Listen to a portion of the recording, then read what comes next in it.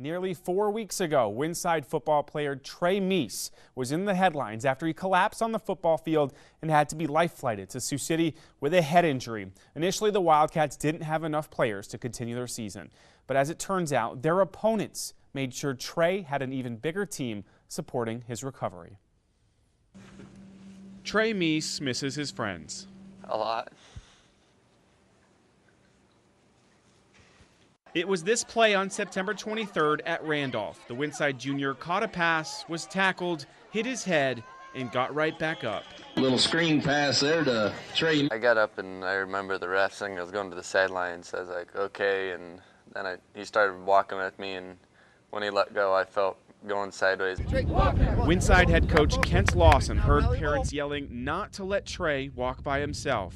He started to wobble, and I was able to move out and catch him, and we took him to the sideline, and once we got to the sideline, things quickly regressed. The next play was this punt. We've highlighted where Coach Lawson and the medical staff were laying Trey down near the bench and getting his pads off. Rapidly, it went from being checking an injury that we hope was minor to being obviously something that was quite severe, and oxygen and IVs and things managed to get things stabilized. That would prove to be the final play of the game. It was postponed and then canceled as the medical team in Randolph rushed to get Trey to an ambulance and ultimately had Trey life-flighted to Sioux City for treatment. They said I was getting air-flighted, and then I remember getting off of it, and then I started throwing up right as I got off of it. Trey spent 4 days at Mercy Medical and was diagnosed with a subdural hematoma.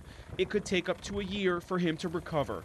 Meanwhile, Windside just didn't have enough players and had to forfeit their following week's game at Emerson Hubbard. Pirate fans turned what would have been their homecoming into a fundraiser for Trey. The Wynot, Randolph, and Allen football teams also joined suit. The small towns around Nebraska, just overwhelming support. You can't really describe it. It's going to be impossible to try to thank all of them, but I'm going to try.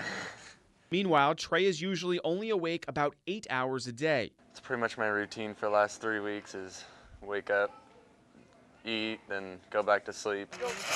He spent some of those hours at the team's first game back the following week. As Trey fought through the headaches caused by light and sound, he fought back the tears as his teammates presented him with his jersey and hugs.